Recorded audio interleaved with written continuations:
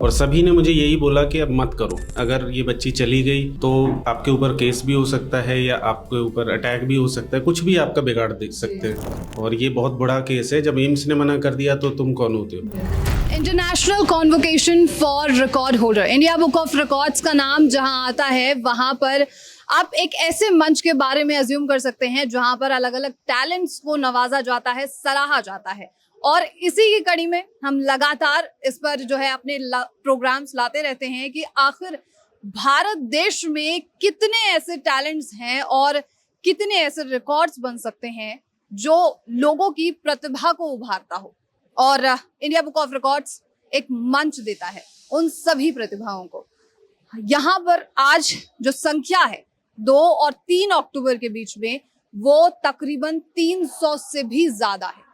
300 का जो आंकड़ा होता है वो छोटा नहीं होता।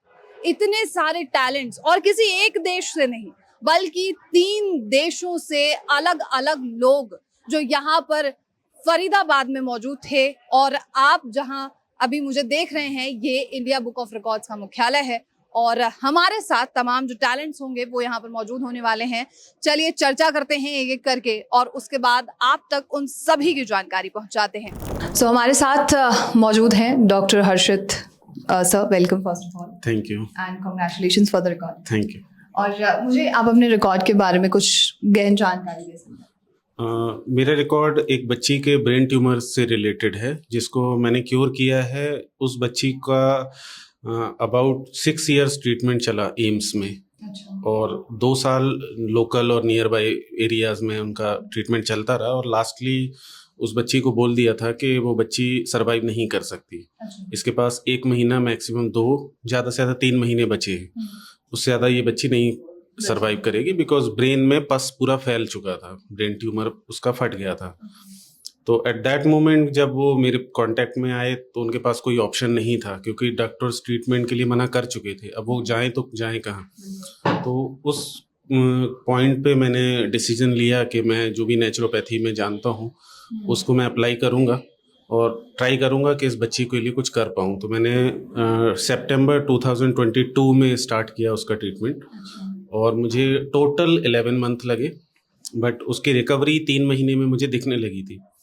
उसका पस, डिस्चार्ज सब कुछ ख़त्म होने लगा था। वो पेन किलर पे हट गई थी पूरी तरह से।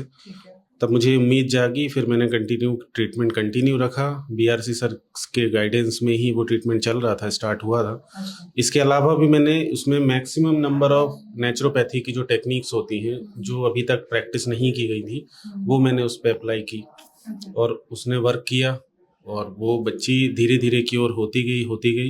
और आफ्टर 11 मंथ जब वापस वो एम्स गए, उन्होंने अगेन उसकी सारी रिपोर्ट्स हुई, MRI, CT स्कैन सारे हुए और उसमें 0 ट्यूमर, 0 डिस्चार्ज, 0 इन्फेक्शन आया। तो डॉक्टर्स ने उसको डिसाइड किया कि इसको पूरा घोषित कर दिया था कि ये बच्ची कम्प्लीटली क्योर हो गई। वाह। तो कोई चैलेंज ऐसा था जो बच्चे को ट्रीट करते वक्त? चैलेंजेस थे कि मेरे पास कोई सपोर्ट नहीं था। मेरे लोकल डॉक्टर्स जो थे, एलोपैथिक जो डॉक्टर्स थे, पूरे बड़े बड़े सर्जन, कोई भी मुझे सपोर्ट नहीं कर रहा था।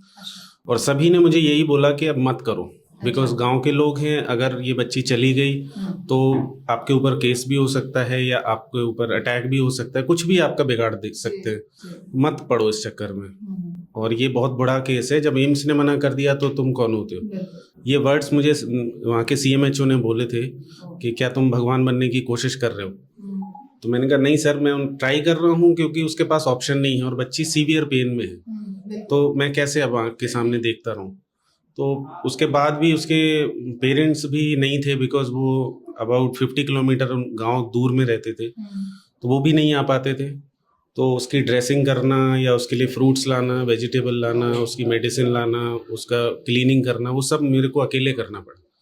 तो 4 महीने 5 महीने मैंने अकेले करा, सारी चीज़ें बना कर देना उसको, जूसेस, स्प्राउट्स, स्मूदीज, काढ़े, सब कुछ मैंने कोई बनाना पड़ता था। फिर उसकी मदर। आपने मुझे जानकारी दी कि एम्स में वो पहले इलाज? हाँ जी, एम्स में 6 साल इलाज हुआ उनका, एम्स दिल्ली। और आपसे कितने महीनों तक इलाज है? Only 11 month, total 11 month. हाँ, बाकी 5 महीने बाद मैंने उनको घर भेज दिया था। अच्छा कि अब घर पे ये डाइट फॉलो करते रहो, ये मेडिसिन है लेते रहो, ये प्रिकॉशंस है इनको लेते रहो, फिर वो हर 10 दिन में आते रहे।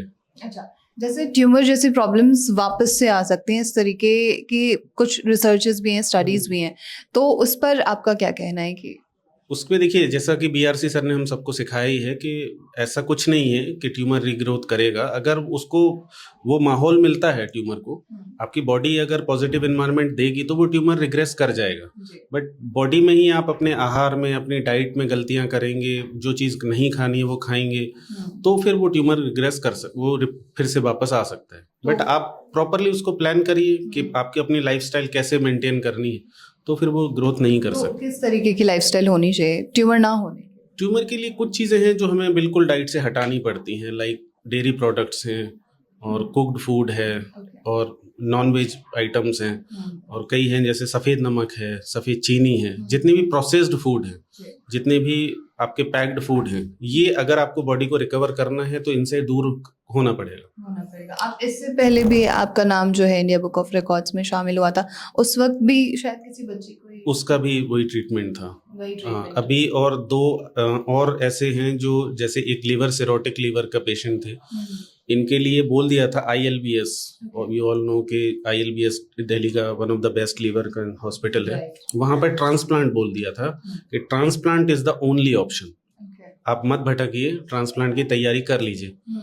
तो वो मेरे पास आए बिकॉज वो ट्रांसप्लांट नहीं कराना चाहते थे, तो मैंने उनका ट्रीटमेंट किया और विद इन 3 मंथ्स उनका, मेरे पास रिपोर्ट्स हैं, विद इन 3 मंथ्स उनका फैटी लीवर ग्रेड 1 हो गया। अच्छा। तो डॉक्टर्स के पास जब वो वापस गए तो डॉक्टर शॉक्ड थे, और डॉक्टर का यही क्वेश्चन था कि आपने किया क्या है, क्योंकि फैटी लीवर ग्रेड 1 अब सबका है, आप किसी का भी करेंगे तो 90% लोगों में फैटी लीवर ग्रेड 1 आ जाएगा। आपका सिरोटिक से फैटी लीवर हो गया, तो आपने किया क्या है, और अब आप ट्रांसप्लांट भूल जाइए। तो थोड़ी सी इम्पॉसिबल थिंग्स हैं वो पॉसिबल होती हैं नेचुरोपैथी। आप डॉक्टर बीआरसी को कब से फॉलो कर रहे हैं? अबाउट 6 years से, और उन्हीं के ट्रीटमेंट को आगे, उन्हीं के ट्रीटमेंट को, और मैंने उसमें रिसर्चेस की हैं, उसमें कई चीज़ें जैसे कि मड थेरेपी है, कहीं एक्यूप्रेशर थेरेपी है, वाइब्रेशंस थेरेपी है, ये सर नहीं सिखाते, बट हम लोग स्टूडेंट्स हैं तो अप्लाई भी करते रहते हैं, उसको पढ़ते रहते हैं, उसमें नए नए एक्सपेरिमेंट करते हैं।